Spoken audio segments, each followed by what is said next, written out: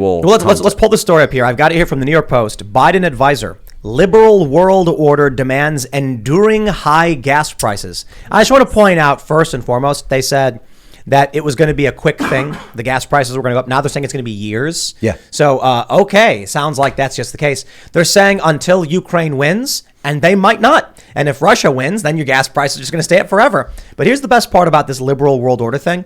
It's not a conspiracy theory anymore. Now, like you said just a moment ago, they're arguing it's not the same thing as the conspiracy theory. Yo, there was a time, not even that long ago, decade ago, if you said the Gulf of Tonkin incident was a false flag, you were a conspiracy theorist. And I think it was the 2000s when they finally came out with reports being like, actually, the U.S. kind of staged the whole thing so we could enter Vietnam. It's like, okay, in my lifetime, I have watched the narrative break down and start crumbling. And I mean, kind of hilariously, Alex Jones being proven right more and more often, although he does say rather crazy and outlandish things. He ends up talking about things. Epstein, that was a conspiracy theory. Ghislaine Maxwell was sentenced to 20 years for aiding the trafficking with Epstein. Yep. Powerful global elites were flying on his plane. Not a conspiracy theory anymore. The line on that, I thought that was the best. And Ted Cruz actually posted it. Ted Cruz being right. It was Ghislaine Maxwell, the first person to be convicted of trafficking children to no one. Exactly. But there was a period where if you brought that up, that there were powerful global elites trafficking children, they were like, oh, here we go. Right. They still try and claim the idea as a conspiracy. And if you, well, I mean, it was a conspiracy, but a fake one, like made up. If you come out now. But not Epstein. Epstein. No, that wasn't fake. That was real. I'm saying they claim it's not real. Right. Yeah. Like, so here's my point. Like Epstein was conspiring with other people to traffic women. There was a period where, probably only several years ago, if you claimed there was a powerful global elite with world leaders flying on planes and they were trafficking, they called you a conspiracy theorist. Then Epstein, it all comes out. Ghislaine Maxwell gets sentenced. Epstein is shuffled loose the mortal coil, as it were. Now it's just like, oh yeah, we knew they were doing that. Now the crazy thing is, there was a story I saw and it said, like 50% of Republicans believe global elites are running child trafficking rings. And it was like incredulous. And I'm like, but what's wrong with the other 50%? No, but the issue is, it's like they're trying to make it seem like it's a crazy idea to have when Ghislaine Maxwell was literally on trial at that point. Mm-hmm. Let me show you this other story. Take a look at this one. I saw this in the morning and look, I like the Daily Mail. They're not that bad, but they're not like the best. Clarence Thomas cites debunked claim that COVID vaccines are created with cells of aborted children in dissent on SCOTUS decision. There is so much wrong with this story. Okay, they go on to say, Clarence Thomas suggested COVID vaccines are developed using cells of aborted children. True. Underneath that sentence, it says, cells obtained from elective abortions decades ago were used in testing during the COVID vaccine development process. What? How can you have these two sentences next to each other? You're stupid. They Here's the best part. Read the headline. Here's the best part. You're right. You don't read. You only read the headline. You don't know the facts. Let's say you actually got to the second part. You're like, oh, Clarence Thomas was right. No, Clarence Thomas didn't actually cite this at all. Clarence Thomas referenced the plaintiff argument in his dissent. He did not say personally, I, Clarence Thomas, believe that this vaccine is developed with. He said the plaintiffs are suing because the vaccine's X, Y, and Z. And then the media went, oh, he's saying it's true too. And it's like, no, he was citing their arguments. Which is exactly what Shu just did to AOC. Right. That's right. It's the exact same thing. Here's the best part. The vaccines are developed using cells from aborted babies for the testing process. Well, we wouldn't call that the best part. But right. I mean, I'm just being the facetious best part. The media is the fact they said it's a debunked claim. No, it isn't. This here says that they were created with the cells, but you're saying they were tested on with the cells. But then did the final product use them too? Because there's the which is let's also get as not literal what as possible. He stated. Hold on, we'll get as literal as possible. In the process of creating this vaccine, there are numerous steps. Now that's a good argument. The creation is the entire process of development, which requires testing before any kind of. So if you're just talking about the final thing that they end up making, maybe all the things they tested aren't being used in the final thing. No, now that's a challenging. Not only did he never say the words created with, he said development, and he was quoting a group. They attribute it to him. They changed the word in the framing, and it's fake anyway because how could you create a medication without testing it? How would you know it did anything if you didn't test it? You should ask Anthony Fauci. You're not legally allowed to do that in the United States. Imagine you were like, this person is sick. I'm going to take a chemical. The chemical is medicine for it. I've never tested it, but I'm just going to sell it now. No. There's a testing process in the creation of any drug. So even if you want to get technical, Clarence Thomas would have been right should he have actually claimed it was created using these things. It is just such a mishmash, garbage, nonsense media landscape. Anyway, my point is, to go back to the liberal world order stuff, today, if you talked about New World Order, even a month ago, they were like, it's a conspiracy, it's not real. And then you got, who was it who came out? I mean, Joe Biden said it several times. He said, right, so Biden has said it, and we were playing the clip earlier today where he was, this was 2017, he uses the exact same phrase, liberal world order. And so you've heard also a phrase a lot lately, the rules-based world order. But when you hear this, again, liberal world order, and you realize that, okay, this is really, it's define world, by the way, because it doesn't seem like most of the world is in this, does and you see Build Back Better all over the planet. Build Back Better is all over, everywhere. But you look at the countries that are involved with the Bank for International Settlements, which is the Swiss bank, governs like the Federal Reserve and all these other these banks. You see the countries that are stuck inside of this liberal economic order. It's the same countries. And what I'm saying is, you see, like maybe Japan, South Korea, but it's not all of Asia. It's certainly not all of Africa. There are huge swaths of South America that aren't part of this thing. And so when it comes down to it, if you can define, can we get a map of the liberal world order? Can we get, do we have flags for it? Here's what they do. Have a month for it? There will be someone who says, lizard people. And then they'll find the craziest claim and say, this is what the New World Order conspiracy theory believes. Then you'll get a major politician like Biden saying, it's time we get a new world order.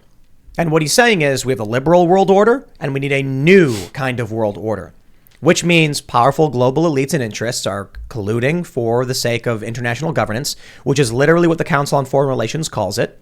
And then if you say, oh, did you see that? They're talking about New World Order. And they'll go, that means you believe in lizard people. Try to debunk it. Before the internet, it was easy to do because the media would just lie. Right. Now we can talk to each other much more easily and they can't do anything about it. However, I checked the Wikipedia for the liberal economic order, the liberal rules-based order, the U.S.-led world economy, basically. And Wikipedia has changed the Wikipedia in the last month, maybe even damage control for when this guy came out and said it. They took away, and you can go to the Wayback Machine and look at the difference. It's pretty stark. In the beginning of this, they were very overt that it was a U.S.-led world economic order. Yeah, let's go back in time. Let's find out when they recently changed it, because they took the U.S.-led part out of it. Because people are hitting it, they're reading the first paragraph and they're toning out. But this is very much that after World War II, they decided we don't want another world war. We're going to use the U.S. and the U.S. military to set up military bases all across the world. Use OPEC. We're going to use the American military might to force people to buy oil in U.S. dollars, create a global currency, create a global authority. That's basically what this world order is. Now, there's also a world of thought that it's actually sort of an inheritance of the British Empire, where and maybe even 500 years from now, when whatever America is at that point, or whatever North America is at that point, that historians in the future may even just consider this order as a continuation of the British Empire, may not even separate them. Which really was like the banking empire that got into Britain, by the way. Hey, check it out. Just real quick. Sorry, Ian. No problem. The first article is the Liberal International Economic Order, and then it actually references the new International Economic Order. Oh. So it's the Liberal World Order and the New World Order? The remix. Yeah. I think what happened was when the Rothschild family in like the 1700s started their banking empire, and this Bavarian banker, his three sons split up and each took a piece of the banking empire. Basically, that's how they got it started. And one of the bankers went to England, and that guy started controlling England through the bank. And that's the new world order, is the banking part of it.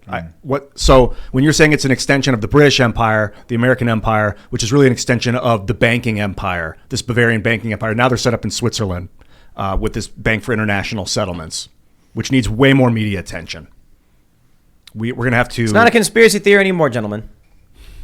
The narrative's busted apart. And it was easy when someone you could be a researcher and you can go, hey, New York Times, did you notice that there's a bunch of documents showing that there's a bunch of international elites coming together for some kind of global economic order? And they'll say, don't know, don't care, we won't publish it. Now you can actually publish documents and there's no denying it. It just breaks through the barrier. have you Unless your seen- name's Julian Assange. There's this. Well, he did a lot more than that. I was told like the UN was basically all the countries of the world, the best powers of the world. And then I found out about the non-aligned movement. You guys familiar with the non-aligned movement? It's every other country that's not in the UN. It's basically another UN. It's the other one. Like there's two worlds going on right now. I mean, one of them there's is the also- US-led rules-based economy, and then there's everything else. There's the G7 and then there's BRICS. And BRICS has, I think, like 4 or 5 times, no, like 6 or 7 times as many people. And as it's G7. BRICS is growing. So this is one of the biggest things that we've seen this week, and really nobody is talking about it. And I'm just gonna say it, right? This is growing as a response to the liberal world order slipping and collapsing in upon itself. You can look at potentially the turnover of Hong Kong as one of the early, kind of precursors of this, and then really though, just 2 years. So today, right, Xi Jinping went to Hong Kong for the first time since the protests in 2019, and those protests were over. Okay, so Hong Kong, they changed flags in '97. That's when the UK formally rescinded sovereignty. But it was 2019 when they passed what they called the National Security Law, where the CCP essentially came in and just took essential total control, just total control. And Xi Jinping today, this very day, visited for the first time, and he said Hong Kong has risen from the ashes. Wow. That's what he stated today, because he knows he's won. So let's talk about the liberal. And so not to go, but to finish my point, that BRICS is BRICS is on the way up. Iran just stated that they put in a submission to join BRICS. I don't know if they've changed the acronym then. And do people know what BRICS is? Argentina is talking about it. No. So BRICS, what is it? Brazil, Russia, India, China, South Africa, right? 5 of the world's biggest countries, and certainly population-wise, and they are raising it's starting military, starting economic, but they're talking military, certainly China, Russia, and they are moving, to Ian's point, in a currency basis as well. I'm wondering about the liberal economic order and the value of it, because I trash it a lot. The whole idea of a global military economic government that's in the shadows is terrifying, but the reason it was built was to prevent a world war. Now, if we completely just dispense with it, it's gone tomorrow. You've got BRICS. You've got like an autocratic communist government. So do you believe it's one or the other, Jack? Like I'm interested in your take on the liberal economic order, the value of it. Well, so this is me, right? This gets to me as a populist, and what I believe is that I think that we do need to go back to a system where, and this is where the phrase "America First" comes from, right? So people get the mistake that America First means American only, or that America should just go and do whatever they feel like, and that's not necessarily true. It's just that our government should exist for the benefit of the people who live within the confines of the country, right? Which is the opposite, obviously, of what Brian Deese said today. And so it is in the benefit, obviously, of the United States to have military alliances, to have trade, to have economic relations, but we shouldn't put those global organizations and transnational organizations ahead of the interest of our own people. We need to go back to what might even be considered more of a 19th century type of formulation, in this idea of, sure, we can have these forums that exist, right? And you can call it whatever you want, but we should never become subservient to them. It should always be a forum which is subservient to the sovereignty of the nation itself. I feel like a lot of people are begging for that kind of world, though. Yeah. Right now, it's scary. Like when I was in New York, they really wanted a big government across the whole world to keep them safe from COVID. And that's the opposite of what we've seen. That's the Great Reset, right? That's what the Great Reset is. That's what the documentary we're working on is about. That's apparently why I got detained in Davos for, having the audacity to simply go there and talk about it. We also went to Geneva and talked about the World Health Organization's pandemic treaty that they're trying to push on the 194 nations. And so this is the problem, right? The problem is that you have, for example, I just mentioned Hong Kong, right? So when we were in Davos, we were going up and down the promenade. We went through so Russia's been kicked out, right? Ukraine everywhere. Everything's Ukraine flags, Ukraine house, underwritten by Viktor Pinchuk. Who's Viktor Pinchuk, by the way? He was the oligarch who at one point was one of the top donors to the Clinton Foundation, right? So one of the most powerful oligarchs within the Ukraine sphere. Russia's been kicked out, Ukraine's everywhere, and we're told you have to support Ukraine because you support democracy. And we went to Ukraine as well. And We went down to Odessa, Mykolaiv. My brother was with me. And the one thing, though, the one word that I didn't hear anywhere at the World Economic Forum in Davos, there was no house for it. There was no speaker who mentioned it. There was no breakout session on it. And that was the word Taiwan. The word Taiwan was completely omitted from the World Economic Forum. And so my question was, well, you guys care so much about democracy and freedom. Where's Taiwan on this? And it's simple, because the CCP has set up a situation where they're in this military/economic alliance with Russia and the BRICS nations, but they're also in an economic relationship with the West and the liberal world order. Why? Because we've been financing them with Western capital since the 1970s, essentially since the death of Mao and the rise of Deng Xiaoping. And post Tiananmen Square, it was the Bush family, and it was so many interests associated there to say, essentially, look, we're not going to push over the power of the CCP. We're going to make a deal with you. And Snowcroft goes over there and has the secret meeting, right? Because the CCP could have been on their last legs if we just pulled the rug out from under them and cut FDI immediately on June 5th, 1989. But that's not what Bush did when he was in office. He said, we're going to make a deal. We're going to make a deal with you. Our manufacturing is going to come over here. We're going to use your slave labor. That's where that's going to go. We keep the IP, right? So we get to maintain the companies. We get to maintain the power and the profits from it. You guys get all the manufacturing. And that's been the bulwark of this liberal world order, because we've outsourced our manufacturing to Asia. We've outsourced our energy to the Middle East, as it was. And this was something that Trump, when he was in office, was, whether he meant to or not, right? That was what he was working to roll back. That's what gave us American energy, not just independence, but dominance. And that was why he was so opposed to NAFTA, TPP, so many of these deals. Thanks for checking out this segment from the Timcast IRL podcast. But if you want to check out the full show live, tune in Monday through Friday at 8 p.m. And if you want more special access content, head over to timcast.com and become a member. Your membership helps sustain this company, keep our journalists employed, makes this show happen, and you will get access to exclusive members-only segments of the Timcast IRL podcast, and there's a massive library to check out. So again, go to timcast.com or tune in Monday through Friday at 8 p.m., and we'll see you all there.